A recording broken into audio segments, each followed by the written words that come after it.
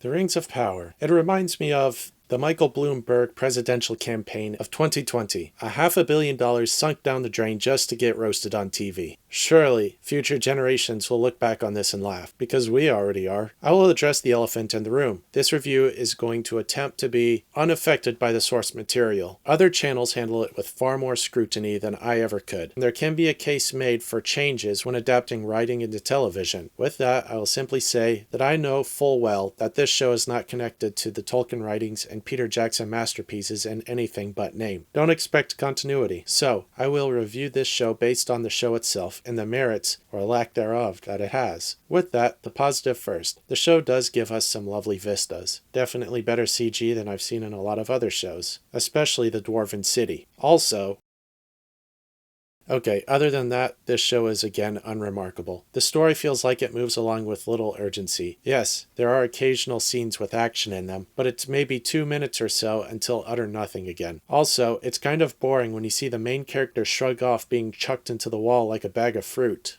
Mostly, this show is talking in an ocean, or talking on a mountain, or talking in a tavern. Oh, also, there's the most exciting thing besides talking. It's teaching an old crusty man how to talk. Further, we are splitting an hour-long episode into 4 and then 5 different storylines, so we get to witness nothing happening at 5 different areas. This show could be called Rosie, actually, since it's so riveting. And God bless your mental health if you actually know the lore, or care about the Lord of the Rings continuity, because on top of my own experiences of trying to be agnostic in that direction, anyone who knows anything of Tolkien is having a freaking aneurysm if the rest of the internet is anything to go on. I did mention that the visuals are good from time to time, but then there are other times when they're just mediocre. What's beautiful is glorious, but it's not very often. Which is odd, because the show has not been visually intensive so far, save for a few scenes. So you think that the concentration of money would be a little better. Look at these fireflies, they suck. One thumb down, with the other trying to change the channel to the paint drying network. Now, warning, spoilers coming. Open to the show recapping the last episode I watched. Well, actually, I didn't. Funnily enough, even though I almost took a week on this review, I did actually watch a lot of the second episode first, because the first one wasn't available at the stroke of 9 p.m. So, actually, the recap helped. Basically, Galadriel is looking for evil. The big bad is named Sauron. She gave up going to heaven so that she can hunt him down. Frankly, her talk of revenge doesn't sound very heaven-like anyway. Last episode, she was telling Elrond that she couldn't leave Middle-earth because of the darkness inside her. She doesn't talk about seeking Sauron to save the world. Instead, it's just about avenging her brother. In fact, her getting mad at everyone seems to be more that she's mad that she can't participate, rather than thinking that they're going to fail where she will succeed. It's all about her, isn't it? Furthermore, she thinks it'd be a mockery to sit in Valinor while she feels this darkness inside of her. I don't know. These are just some thoughts of mine. Okay, now back to the show. We find these two looking at the hobo that just fell out of the sky. Nori goes up to check him out at Poppy's annoyance. Then, the hobo touches Nori and some of the alcohol in his system seeps into her. She begins having intense hallucinations. Meanwhile, Sadok is wondering what is going on before he sees his laundry sheets getting stolen. Then, Nori and Poppy are dragging the hobo in a wheelbarrow while trying to figure out just what he is. They then argue while leaving the wheelbarrow sitting at the top of a hill, and it begins to roll backwards. They then stick him in a hobo shack under a tree and let him sleep. Poppy and Nori begin arguing again. Nori begins to open up about how she is the chosen one, that the hobo came to her for a reason, or maybe I'm just reading too much into this. We are spared further bickering by shifting to Bronwyn and Erendur. They find a destroyed town. No bodies are around, except for animals. Bronwyn finds a house that she recognizes, and they see an underground tunnel that wasn't dug by someone, but rather something. Oh dear God!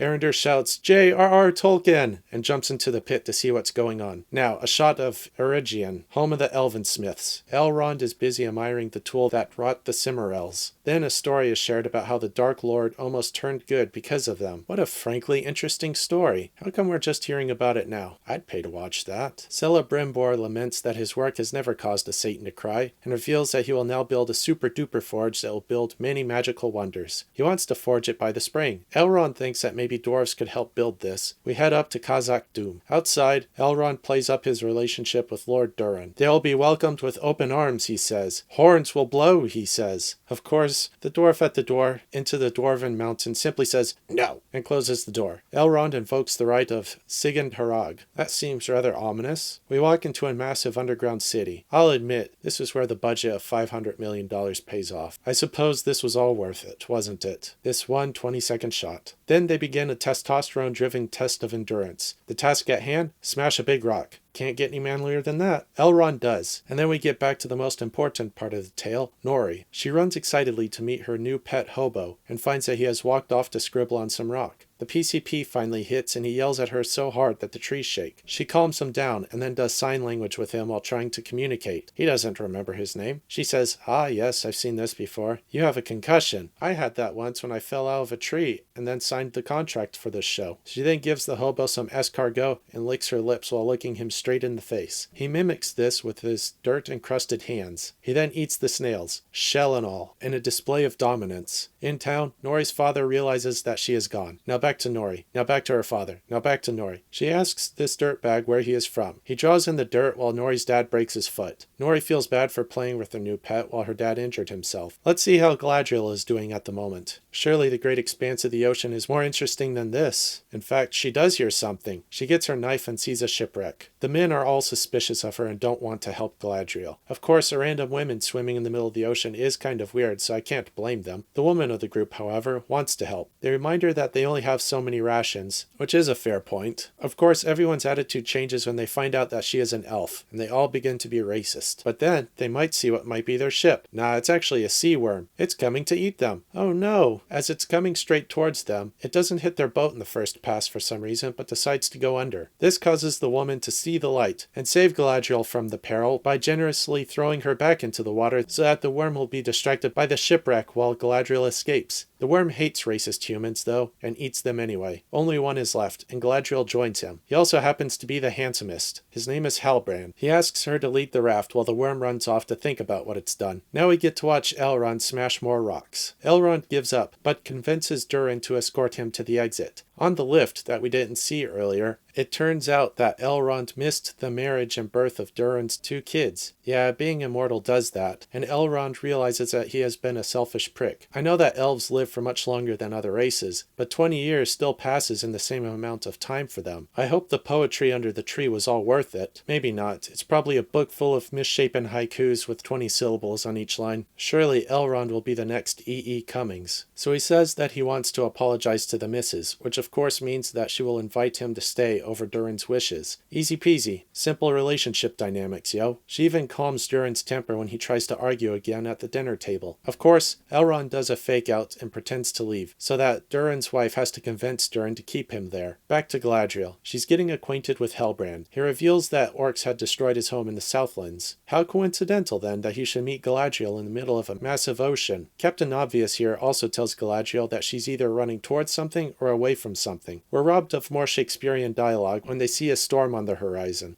Now, time to check on Bronwyn. She's trying to tell the town about the tunnels that she saw under the destroyed town next door. Her son hears the mice again and decides to start smashing the floor to get to them. Then, the mice stare back. Eärendil is in the tunnels minding his business. He is suddenly surrounded by something just around the corner and runs off. Why the heck would he have gone in this tunnel if you're going to get scared at the first sight of something? He suddenly gets the idea to go cave diving, despite having no idea where that water leads. He then gets out of the water to see what is chasing him and is promptly grabbed by a bunch of hands and probably murdered. So much for that. Bronwyn comes back to her home and sees her son is gone. She also sees the tunnel that's now under her house and freaks out. Nah, the kid was in a cabinet all along. They hear more sounds coming from the tunnels and decide that now is a good time to play some alien isolation. A skinwalker crawls out of her new basement. Bronwyn breathes heavily and the alien finds her because she decided to leave her microphone on like a noob. As Bronwyn is about to get eaten, her son stabs the orc. He then gets thrown against the wall with enough force that a solid wooden table is also thrown like it's just matchsticks. Presumably the kid is dead after this. But no, actually he's okay. He runs upstairs and wraps a rope around the orc's neck. He's gonna try and hang this dude. He then falls to the floor like a schmuck. And while the orc is slowly crawling towards him, his mother then gives a history lesson. Hey, have you ever heard about King Henry VIII? No, why? Cut to the tavern, where Bronwyn is presenting Anne Boleyn to the townsfolk. This is literally the only fight we saw this episode. Meanwhile, Galadriel and Halbrand are busy drowning in the storm.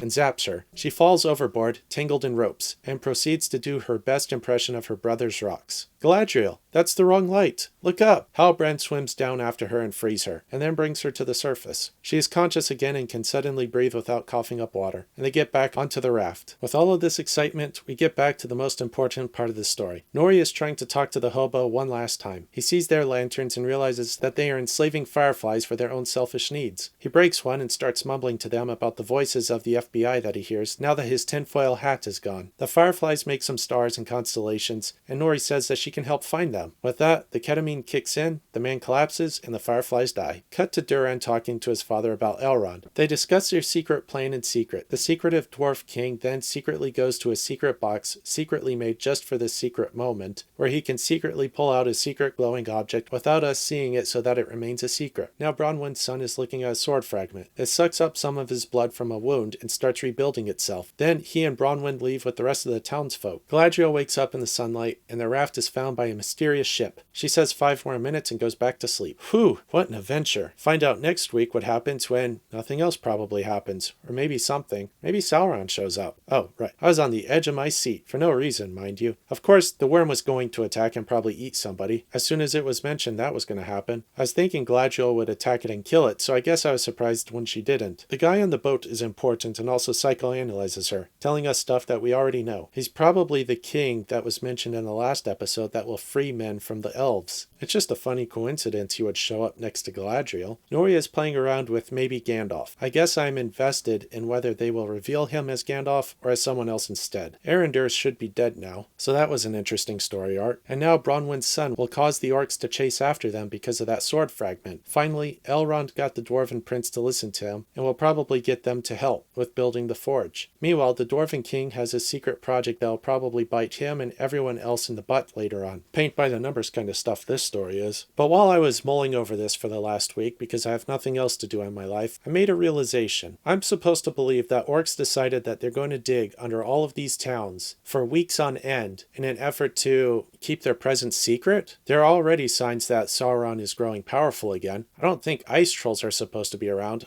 but the elves didn't seem to have a problem with that. Also, the leaves rotting in a mysterious manner would imply that there's some evil in the world right now. But how do the orcs know where exactly to tunnel these things? It's pretty bad when North to Alaska did tunneling under a town better than a $500 million TV series. I'm just saying, I think that given the remoteness of these locations, just skip the tunnels, ride in, capture everyone, and then burn the area down or something. But let me know what you think. Like, comment, and subscribe.